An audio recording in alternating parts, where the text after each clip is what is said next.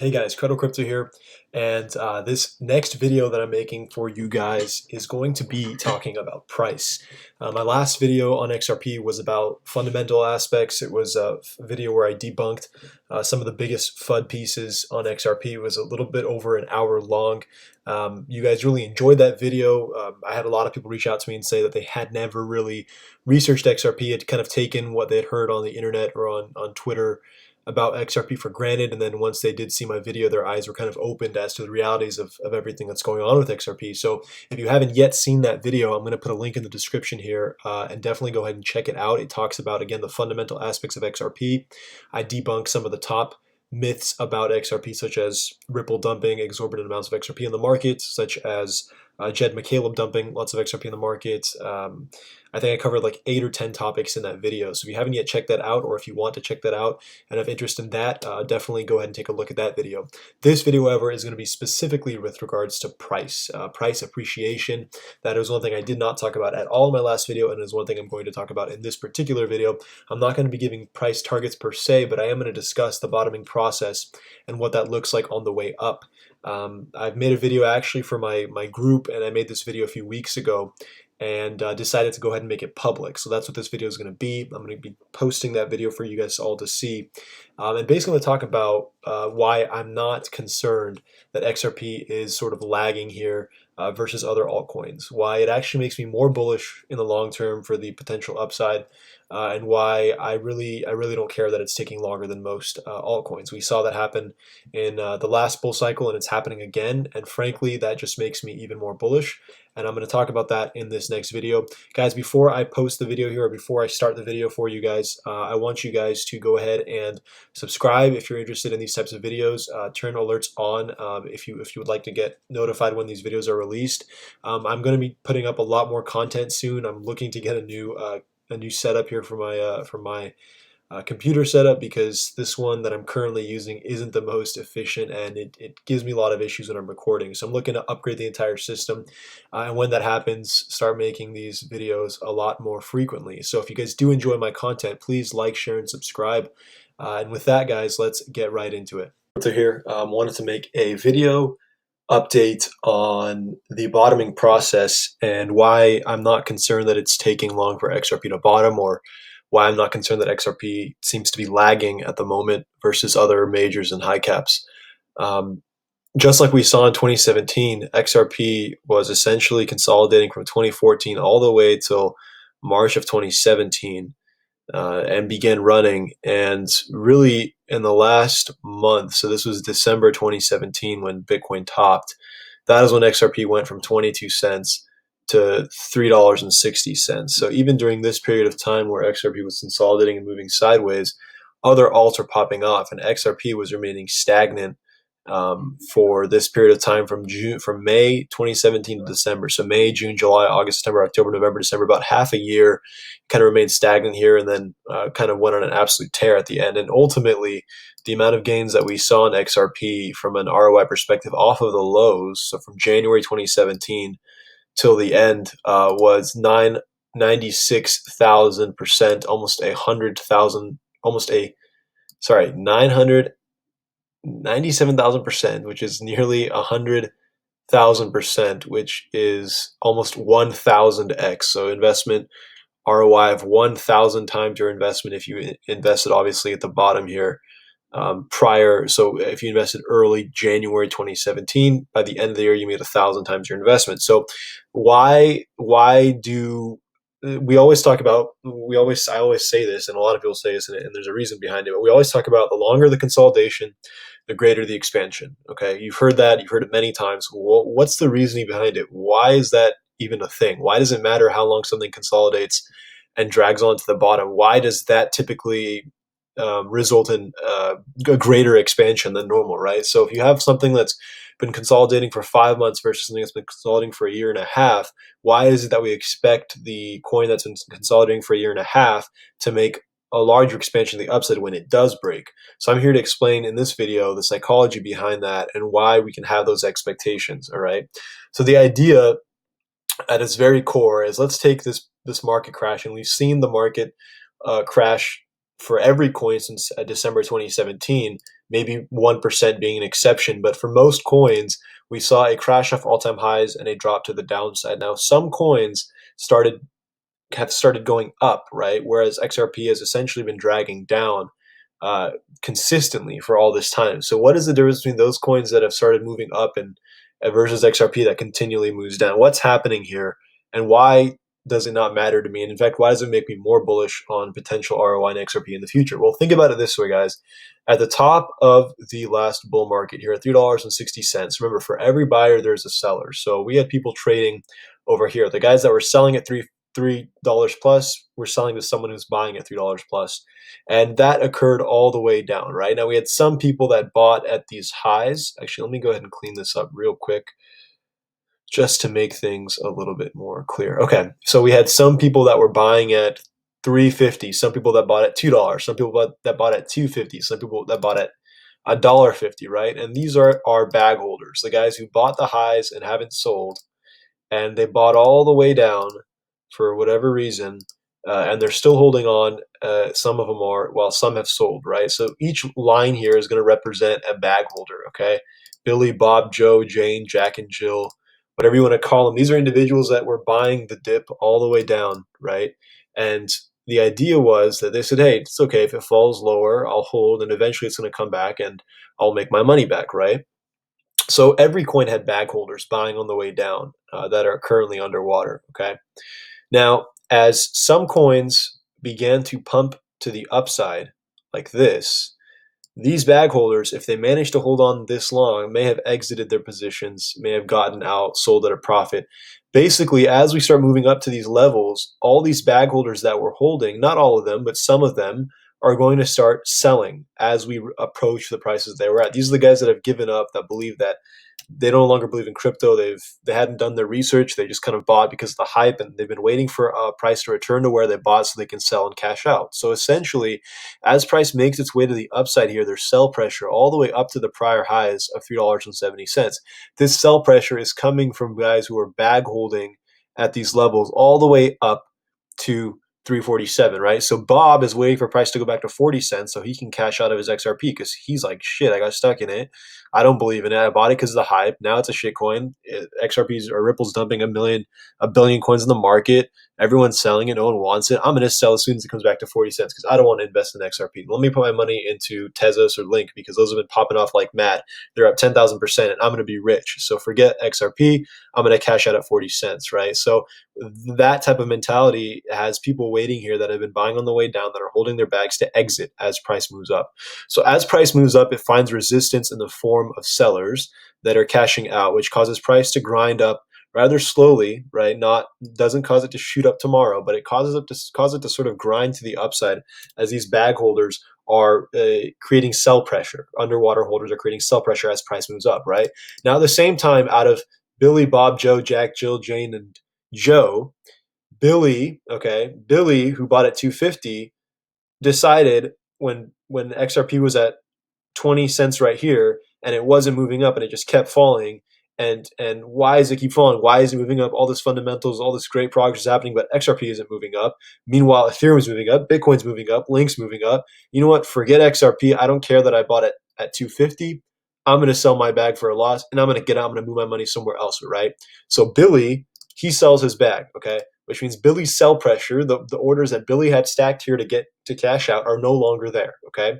In the same way, Jane, who bought at $1.10, she felt the same way. She's like, you know what? I've had it. I'm done with XRP. I'm selling my bags. I'm capitulating. I'll take the loss. I'll throw into an investment that's pumping right now. I'm going to make my money back. So Jane, she also sells her bag, okay? Joe down here, Joe sitting at 52 cents. He finally had it a month ago when he capitulated down to 10 cents. He's like, all right, this thing's going to zero. I'm out of here. Joe sells his bag, okay? So what happens now, guys, is as we continue to grind lower and people get bored and get frustrated with XRP and they start selling their bags for a loss and they get out, the sell pressure that was at these levels is diminishing, okay? Because sellers that were previously going to sell as price moved up here have now cashed out and capitulated and left the market, okay? So people say that bear markets bottom on boredom. You get a big V reversal or you get a rounded bottom or something of this nature where it drags on, essentially bores out all the market participants. to a point where sellers essentially vanish, where the sellers are all gone because they've all capitulated, right? So we had, out of our 8 sellers, 4 of them capitulated, all right? And if this were to continue to drag on, boom, maybe another one capitulates, maybe another one capitulates, all right? So now when price does begin, all right, when price eventually does begin to move to the upside, now keep in mind, the guys that capitulated here, they sold to buyers at these levels, right? There's guys that bought their bags at 20 cents, that bought their bags at 17 cents, that bought their bags at 10 cents, at 12 cents. While these guys were capitulating and selling the bags they bought up at these levels, they were selling them to people like us, right, that were buying everything in this region, okay? And what are we doing? We're not selling till it gets to 350, right? So all the potential XRP to be sold onto the market to people that want to buy it, that got sold down here, is essentially off the market. I'm not selling till I see new highs. So that XRP that was circulating in the market has been taken off by holders like me, right? I'm not going to sell it here. So now I've bought the bags from Billy, Bob, Joe, Jack, and Jane. If someone wants to buy as we start moving up, who's going to sell to them? 8 out of 10 sellers. Again, this is a very simple generalization. I'm trying to get a point across, right? 8 out of 10 sellers in the market have left. They've already capitulated and sold, which means you have 2 guys left that could potentially sell to you as the price moves up. And because of this, the order books stacked all the way to the upside have become thinner, you can say, because of everyone that's capitulated. So now when price eventually starts moving up, okay, in a coin like XRP, where a lot of the bag holders have capitulated, when price eventually starts moving up, you have one seller at 38 cents. Again, this is a pretty big generalization. I'm trying to get the idea across. The order books are thin. So you have one seller at 36 cents. So sale executes at 36 cents, all right? And now people are seeing XRP move and it's pumping, and all of a sudden they want to buy because of FOMO. And Brad Garlinghouse came out and announced that they've partnered with Wells Fargo. Okay, whatever it is. So now you have buyers that want to buy, okay, but you don't have sellers left to sell because everyone who sold at these levels, we bought their coins down here, and we're not going to sell to you at 40 cents. I'm not going to sell to you at 50 cents. I'm not going to sell to you at 60 cents. I'm not going to sell to you at $1. So who's left to sell, right? These order books are thinner. There's not many sellers left, and now buyers are entering the market, okay? So this guy market buys, and the first sell order waiting is at 39 cents. He gets filled, okay? The next guy market buys after him. The closest sell order is at 60 cents. The price jumps up to 60. The closest sell order after that is $1.57. The price jumps up to $1.57. Basically, with a thinner order books, because there's not many sellers left, now when buyers step into the market, price accelerates to the upside a lot faster than it would have, because everyone, not everyone, again, generalization, but a lot of people that were bag holding have capitulated at this point because price never saw any major move to the upside. It just kept dragging to the downside, right? So price starts accelerating the upside very quickly, all right, much more quickly than a coin in which it has been making pumps to the upside, giving people hope, keeping people from selling their bags, letting them hold them, right? If XRP had pumped to 40 cents and some bag holders at 50 cents, he's thinking, okay, I'll just wait till 50 cents. It's going to get there eventually. It's moving, right? But when price just continues to fall like this, those guys lose hope and they sell early and they take their loss and they move on. So the sell pressure to the upside for coins like XRP is a lot less, okay? Situation like this, same thing. We had ranging here for 3 years, okay? In that time, anyone who had bought at these levels that was concerned, they capitulated. 3 years later, there's no one left, and price rockets within a week. Goes from 9 cents to, 0.09, less than a penny, to 6 cents, and then soon after pumps up to 20 cents, right? So the same kind of thing applies here. So although XRP is lagging right now, it doesn't bother me. It doesn't concern me. It's actually gets me excited because I think that when XRP does start running, due to the lack of sell pressure that's on the market here, because everyone who sold, who didn't believe or was convinced that XRP isn't going anywhere, already sold, price should accelerate rather quickly to the upside, right? So we have sell pressure all the way up to the old all-time highs. And of course, once we break all-time high, there's no sell pressure above because no one's had a chance to buy above. And that's when price starts going parabolic. We already know that. But for XRP specifically, and any other coin that's lagging the way XRP is, I expect that this move to the upside will be a lot more rapid, right? So the move from the lows up to the prior highs at $3.60 will be more rapid than the move off the lows of other coins that have already started making moves and that have been making moves for the past months. So think of it that way, guys. The amount of sellers left have reduced a lot. They've sold to guys that are buying here and not selling into all-time high. So the amount of XRP available sold in the market is less than normal, right? which means when FOMO does start, when price does start appreciating and moving to the upside, there's not going to be as many sellers left up to $3.50, which means price will accelerate to the upside more quickly. That's the bottom line. So I hope that made sense, and I hope that gives you guys a little bit of insight into the psychology behind these types of moves and why we always say the longer the consolidation, the greater the expansion. That's the reason why. All right, guys, so that was the video that I made for my group a few weeks ago. That was in mid-May, I want to say. So March, April, May. So right around here is when we went ahead and made that the video for the group. It's been a few weeks from now, guys. I want to show you guys one more thing before I end this video. It's pretty important here. You had a lot of guys on CT saying, look at the chart and you think it's going to go back to $3, you must be crazy, right? Because, I mean, look at this thing, it's dead, right? That's what everyone says. That's what everyone's been saying.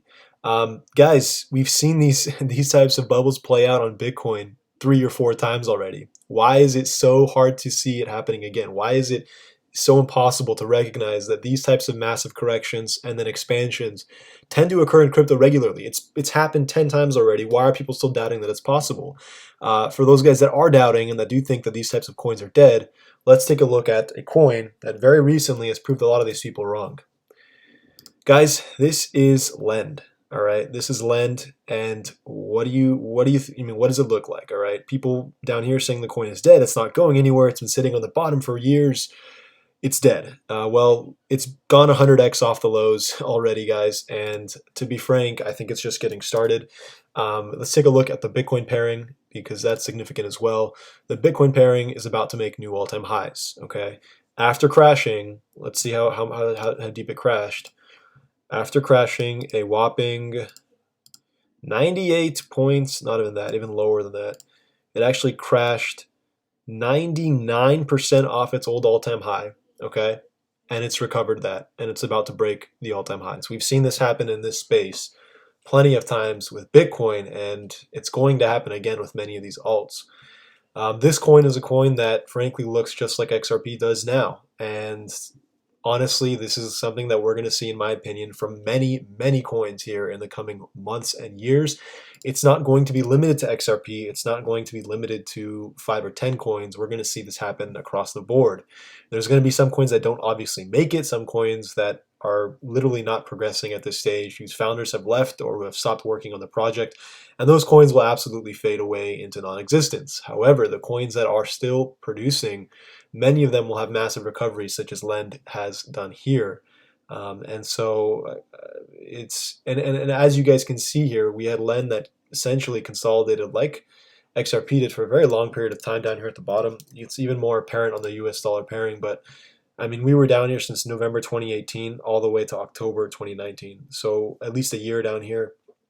And as you guys can see, the expansion happened very, very aggressively once it got started. So this is exactly what I think we're going to be seeing on coins like XRP. And then, like I said, this isn't going to be unique to XRP. XRP is not the only coin that's going to do this, but there's a very important point that I want to make here.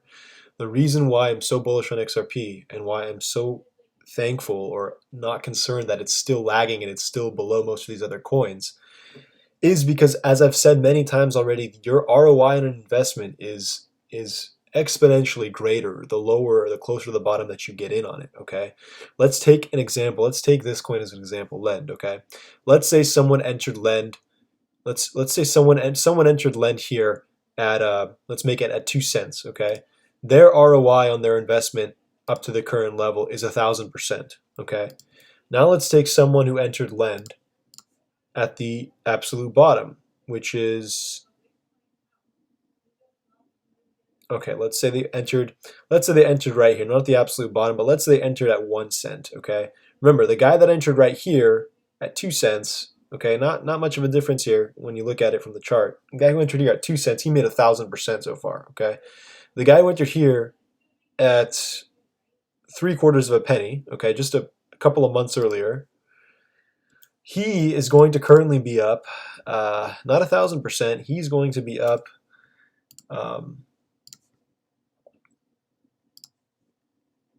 2,700%. Okay, so the guy that invested 100,000, over here made 10 times his investment. this guy who invested 100,000 some months earlier, closer to the bottom, I mean, not by much. It doesn't look like it's by much, but in reality, that little bit of a difference netted him 27 times his investment versus 10 times. So the fact that XRP is lagging and still close to the bottom simply makes it a better investment from an ROI perspective than a coin that's up here. Okay, you're getting in on a coin down here when there's a coin up here. All things equal, this guy might make 10 times investment while you'll make 27 times your investment. Okay, and that's just the bottom line. So the fact that XRP is lagging is a blessing in disguise, and you guys should absolutely take advantage of it if you believe in the coin. Again, I'm not a financial advisor. This is not financial advice, but do your own due diligence, do your research, and understand that when a coin is lagging the way XRP is, it's not something to be pessimistic about. It's absolutely an opportunity. So that's all I have for this video, guys. If you guys have any updates, as always, feel free to reach out. Again, like, share, and subscribe. And remember to check out my video on XRP fundamentals in case you have any doubts about XRP from a fundamental perspective. That's it for this video update, guys. I hope you guys enjoyed it. All right, thanks.